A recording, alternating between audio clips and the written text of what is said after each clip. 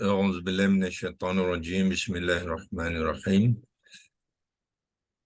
الحمد لله رب العالمين والصلاة والسلام على أشرف الأنبياء والمرسلين وعلى آله وصحبه أجمعين اللهم افتح علينا حكمتك وانشر علينا من خزائن رحمتك يا أرحم الراحمين يا فتاح يا عليم افتح قلوبنا فتوح العارفين ورزقنا فم نبيين وإلهام الملائكة المقربين اللهم نوّر بكتابك أبصارنا واشرح به صدورنا واستعمل به أبداننا وأطلق به ألسنتنا وقوي به أجناننا واسرع به أفهامنا وقوي به عزامنا بحولك وقوتك فإنه لا حول ولا قوة إلا بك يا أرحم الراحمين رب اشرح لي صدري ويسر لي أمري واحلل عقدة من لساني يفقهوا قولي أما بعد. Sekali lagi kita mulakan dengan mengucapkan kesyukuran kepada Allah SWT yang telah mengizinkan dan mengaturkan kita bersama sekali lagi pagi ini, pagi hari Rabu 29 November ya. Dan kita dalam sekarang berusaha untuk memahami kalimah-kalimah di dalam ayat ke-15 surah Al-Baqarah ya. Saya terus kongsikan skrin dan kita akan pergi kepada ayat 15 Al-Baqarah dengan menggunakan digital Al-Quran, tafsir dan perkata. Semalam kita telah pun selesai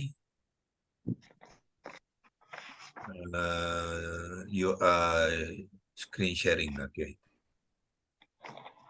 Kita telah pun selesai berkongsikan dua kalimah Allahu yastahzi'u. Ya, Allah tu adalah mubtada marfu' dan kemudian ada khabar dia dalam bentuk jumlah, kita panggilkan jumlah khabar ya. Khabar ni berbentuk ayat ya, berbentuk ayat. Kenapa kita katakan dia ayat? Walaupun di satu perkataan tapi dia sebenarnya juga berbentuk satu ayat kerana di dalam yastahzi'u ni sudah lengkap seorang pelaku. Ya tu adalah pelaku dia.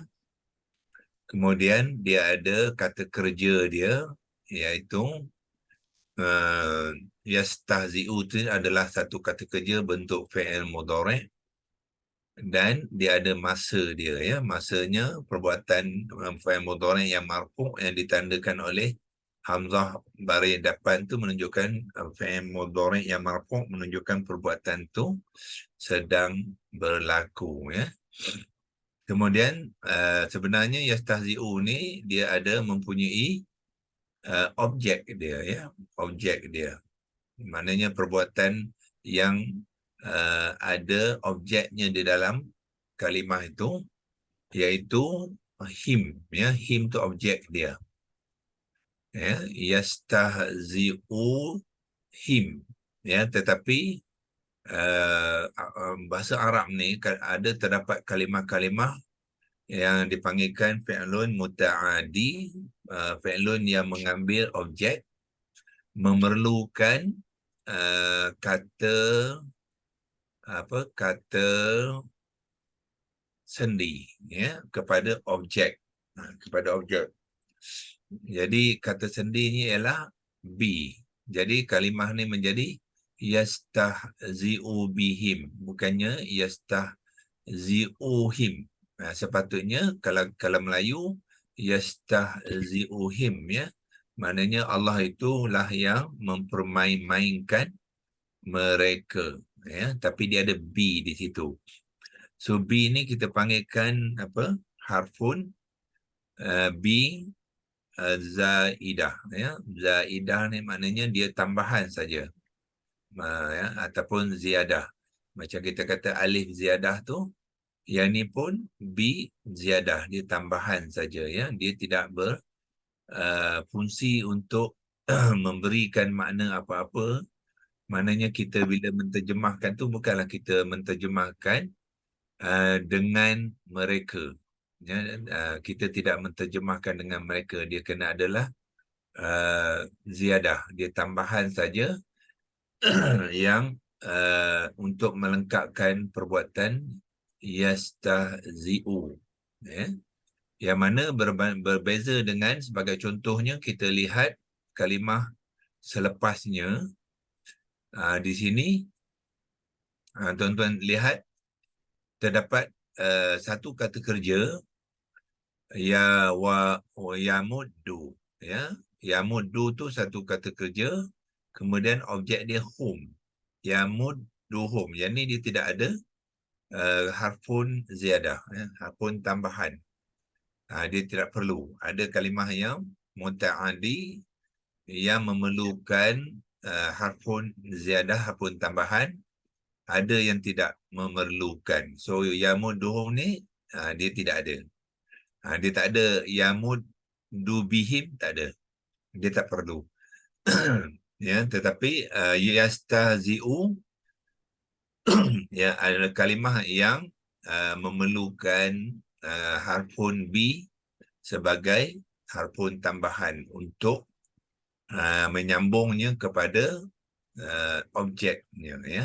Itulah dari segi konstruk dia, dari segi pembenaan ayat, ya, ayat-ayat daripada kalimah-kalimah yang digunakan, ya.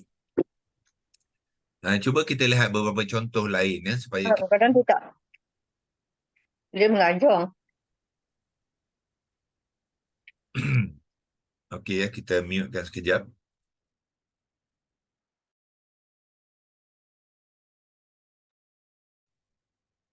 Okey, cuba kita lihat beberapa contoh lain sebelum ni yang kita pun sebenarnya sudah berjumpa, tapi mungkin kita perlukan peringatan, ya. Di manakah kalimah-kalimah kata kerja yang memerlukan kalimah ziyadah, kalimah tambahan, biasanya dalam bentuk kata sendi, ya, kata sendi.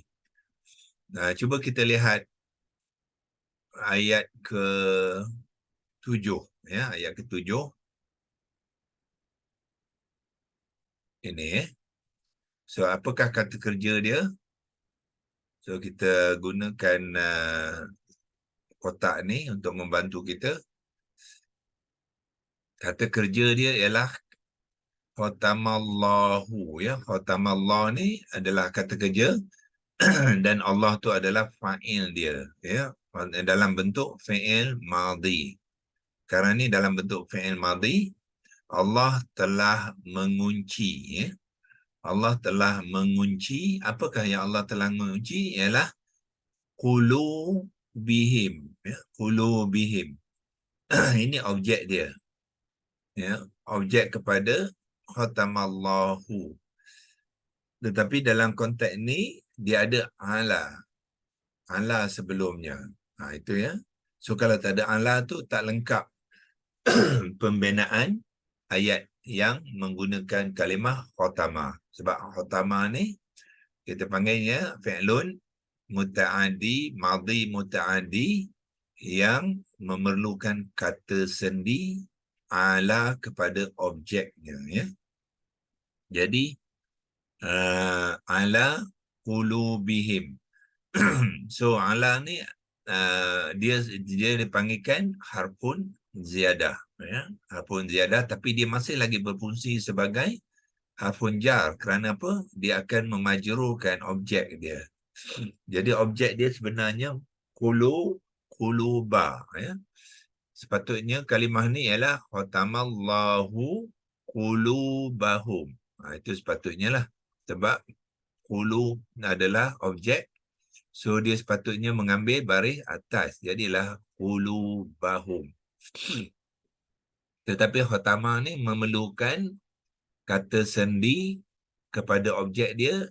Jadi kata sendinya ialah ala. Jadi bila ada ala tu, dia berfungsi sebagai harfun jar.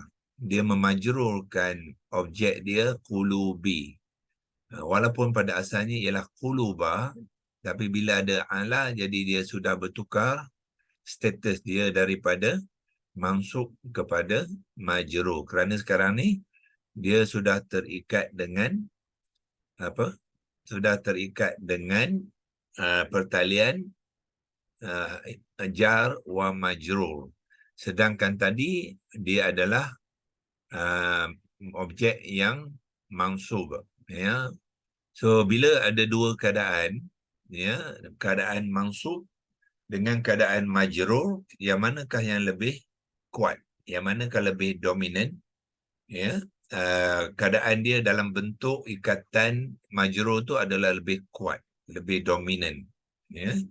Jadi sebab itulah dia digunakan ala qulubi. Bukannya ala quluba, tak boleh, ya. Ala qulubi. Jadi Jawa majrur, pertalian Jawa majrur tu adalah lebih dominan kepada qulub tadi, berbandingkan dia sebagai maf'ul ataupun maf'ulun bih kepada khatama. Ya. So sebab itulah dia menggunakan jar wa majrur. Kemudian apabila nak disambung kata kerja dia masih lagi khatama, perbuatan pelaku dia masih lagi Allah, dan perbuatan tu nak dilakukan kepada apa? Kepada pendengaran mereka. Inilah objek dia yang kedua. Ya, maf'ulun bih as-sani, objek yang kedua tadi hati mereka. Kemudian Allah juga menguncikan pendengaran mereka. Jadi pendengaran mereka tu adalah objek yang kena dikunci oleh Allah tu. Sepatutnya dia mengambil baris atas, sam'ahum, ya, sam'ahum. Tetapi dia tidak ditulis dengan sam'ahum. Kerana apa? Kerana terdapat ala, ya, ala ziyadah yang memajrurkan objek sam'a kepada sam'i, ya. So dalam makna ala ni dia tidak memberi apa-apa makna, ya. Dia tidak memberi apa-apa makna sebab dia adalah harfun Jawa majrur yang ziyadah, tambahan saja, ya, untuk melengkapkan keperluan muta'addi khatama ni, ya. Jadi bila kita memberi makna, kalau aqulu bihim tadi, kita akan beri makna apa? Khatamallahu, Allah telah mengunci. Tidak perlu kita masukkan makna ala ke atas apa? Ke atas hati mereka, tak perlu.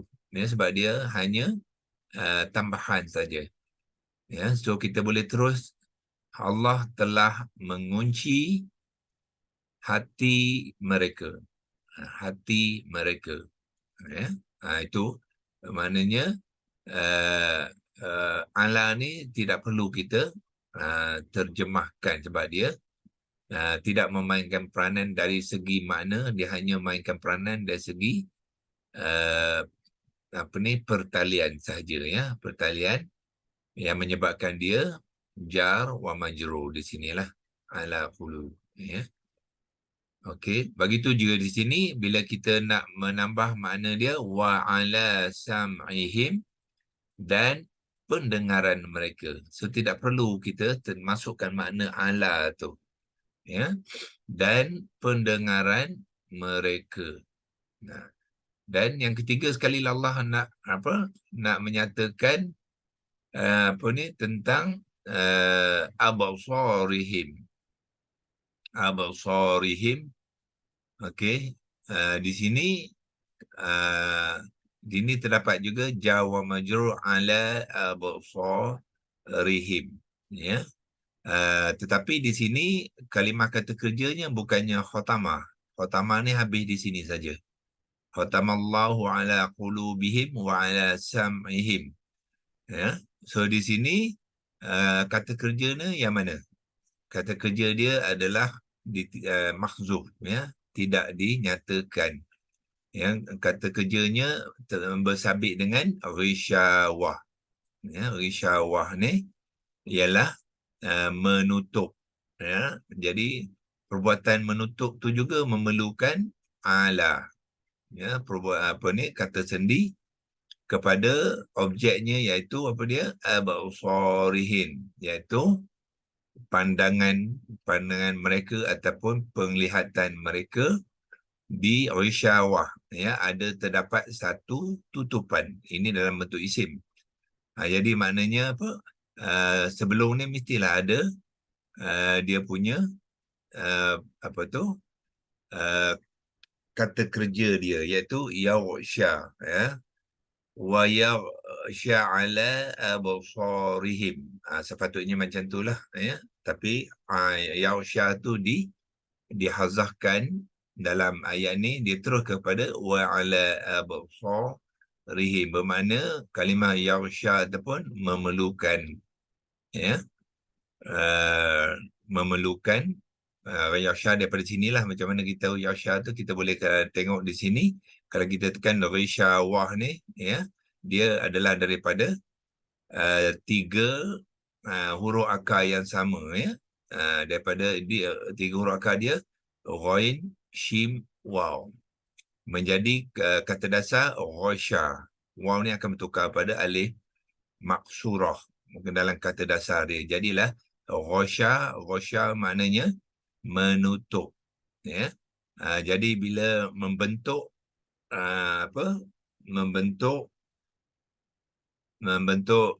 fi'il mudhari', ya, ataupun fi'il madhi, sebab ada konteks tu fi'il madhi. Jadi dia akan jadi apa?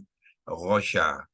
Kalau mudhari' dia yaghsha ataupun yaghshi, kita boleh cek nanti konteks sama ada yaghsha ataupun yaghshi.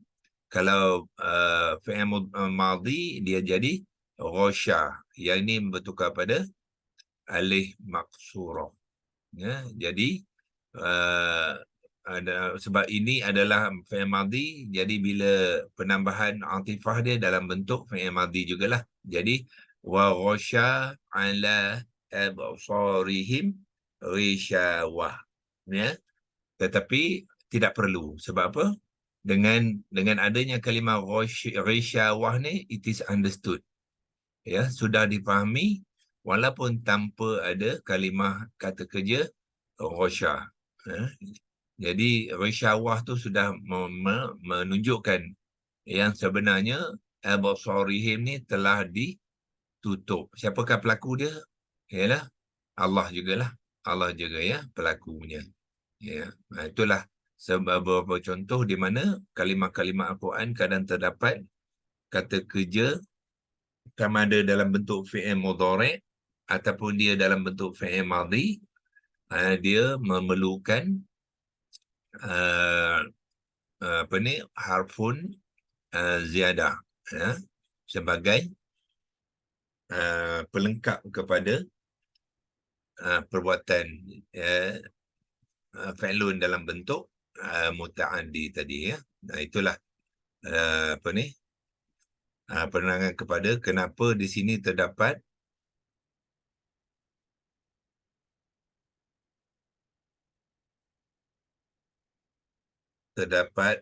B, ya, di sini, ya. So bila kita melihat makna dia, kita tidak perlu letak dengan, ya. Kalau dengan tak betul lah makna dia. Allah memperolok-olokkan dengan mereka. Tak jadi, ya, dia punya makna tu. Jadi kita gugurkan maknanya. Dia hanya diperlukan untuk dalam pembentukan sahaja, ya. Cuba kita lihat terjemahan yang diberikan di sini. Ya, untuk melihat terjemahan tu, kita sama ada kita lihat di sini, ya, dia tulis kepada mereka, ya, ataupun ke atas mereka, ya. So sebenarnya kepada ni tak perlu, ya, tak perlu pun, ya. Cukup dengan Allah telah memperolok-olokkan mereka. So memperolokkan tak payah kepada, ya. Kalau kita berjalan mungkinlah ke, ya, tapi untuk memperolok perbuatan macam ni tidak perlu, ya. Kalau kita tengok dalam terjemahan ayat, kita akan tengok kepada tu tidak ada, ya. Dia terus digugurkan, ya. Allah membalas, ya, iaitu memperolok-olok. Kemudian yang ni tadi yamudduhum tu, membiarkan mereka. Ya, so tidak ada kepada ataupun dengan di dalam penterjemahan kepada ayat, ya. Yang tadi mungkin dia menterjemahkan dalam perkata, dia masukkan kepada, tapi sebenarnya tidak, ya, tidak perlu. Jadi ini sebenarnya adalah jar wa majrur, ya. Harfun jar dengan isim yang majrur. Kenapa him? Sebab ba baris bawah. Kalau ba bukan baris bawah, dia adalah hum. Ya, ba bi tentulah harfun jar, bi tentulah baris kasrah. Jadi akan sentiasa mengambil isim dhamir him dan bukannya hum, ya. Okey, itu kita selesai dengan yastahzi'u bihim. Kemudian kita tambah lagi lah. Tambah dengan satu lagi perbuatan yang Allah lakukan kepada mereka tu, iaitu apa? Yamudduhum. Yamudduhum. Tengok di sini him, yang ni hum. Kenapa sini him? Sini hum. Him kerana ba baris bawah. Sedangkan hum kerana dal baris dhammah. Jadi apabila kalimah huruf sebelumnya berbaris dhammah, isim dhamir ghaibun muzakkar jamak ni dia mengambil hum bukannya him, ya. Jadilah wa yamudduhum. Kemudian kita tengok kontrak yamuddu. Yamuddu ni apa dia? Yamuddu ni daripada kata apa? Madada. Ya, madada ataupun madda. Madada tu maknanya apa? Memanjangkan, ya, memanjangkan, menambahkan. Itu mana yang kita kata mad. Mad itu daripada tiga huruf yang samalah tu, ya. Mad asli, mad arid li sukun, mad jaiz, mad semua mad tu daripada perkataan yang samalah tu. Memanjangkan, menambahkan, ya. Jadi di sini bermakna dan ya tu ialah mewakili dhamir Allah, ya, mewakili dhamir Allah wa. Jadi dan Allah ataupun dan dia menambahkan, ya, menambahkan, menambahkan mereka. Dia tidak perlu bi, tak ada wa yamuddu bihim, tak perlu, ya. Yamuddu tidak memerlukan harfun jar. Yastahzi'u memerlukan harfun, ya, harfun jar. Okey. So kita lihat sini hum kerana dal ni baris hadapan, ya, yamudduhum. So dal, bila kita tengok dalam kalimah dal yang bertasydid, ya, itu menunjukkan dalam huruf akar ni, dal ni ada dua dal di dalam huruf akar tu. Bermakna huruf akar dia apa? Mim, dal, dal. Itulah tiga huruf akar dia, ya. So kalau kita nak check, kita boleh kita boleh tekan dekat sini. So dia akan beri kita itu dia tiga huruf akar dia. Mim, dal, dal. Ya, mim, dal, dal membentuk kata dasar madada. Madada, ya. Kalau dia nak mengambil bentuk fi'il madhi, dia akan gabungkan dal pertama dengan dal kedua jadi madda, ya. So ada perbezaan dari segi kata dasar dan fi'il madhi, ya. Fi'il madhi dia sebenarnya madada, kemudian dal tu digabungkan ataupun diidghamkan, ya. Dal yang pertama tu diidgham, dimasukkan ke dalam dal yang kedua, menyebabkan tinggallah dal yang bertasydid. Satu dal saja yang bertasydid pada dal. Jadilah madda. Ya. Tapi di sini di sini dia bukannya fi'il madhi, dia adalah fi'il mudhari'. Ya, macam mana kita nak mengenal dia fi'il mudhari'? Pertamanya dia ada ya, kemudian dal tu berbaris hadapan. Ya. So kenapa dia baris hadapan? Ya, sebab dia nak diselaraskan. Ya, kita ambil tekan di bawah ni, dia akan tunjukkan di atas tu ayat dia sekali. Ya. So dia nak selaraskan fi'il mudhari' yang pertama dengan fi'il mudhari' yang kedua. Kita gunakan arrow untuk membantu, iaitu fi'il mudhari' yang pertama yastahzi'u adalah dalam bentuk marfu'.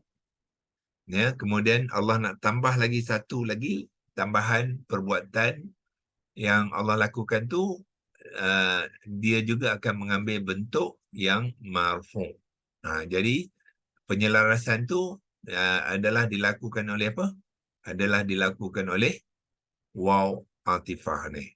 Waw atifah itulah yang menyelaraskan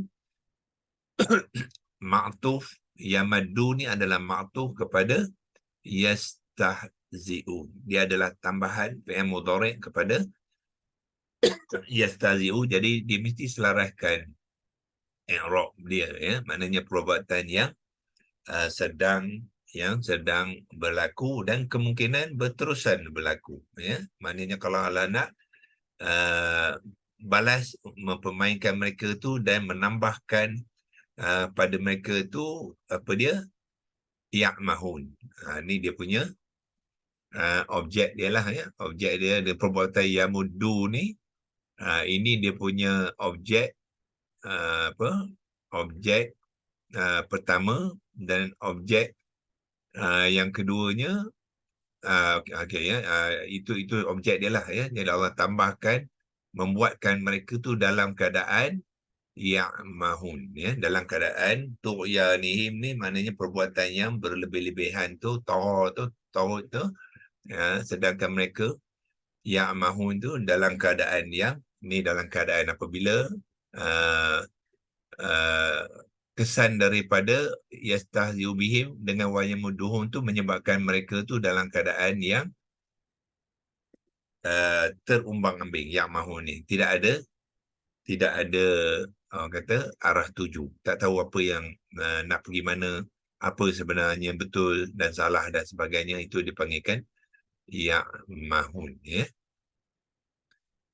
Okey, kalau kita nak melihat mungkin kita akan lihat pembentukan sahajalah, ya. Wa yamudduhum ni macam manakah pembentukan dia, ya.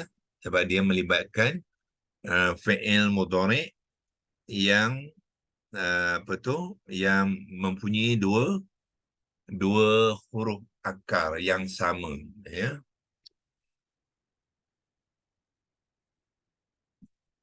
Okey, kita cuba tengok ada, kalau kita sempat masa kita akan buat sekarang, iaitu wa yamudduhum. Kita clearkan ni dulu. Ya, kita cuba buat pembentukan kalimah yamuddu. Kita pergi ke leksi logos, ya.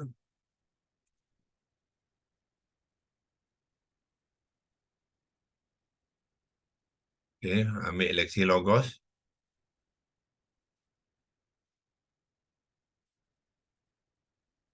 Kalimah dia wa yamudduhum, ya. So kita type saja kat sini, waw baris atas, ya baris atas, besarkan sikit, kecil sangat. Okay. Lepas tu mim baris depan, dal yang bertasydid baris depan, wa yamudduhum, baris depan dan mim yang sukun. Wa yamudduhum. Tu kaya yang kita nak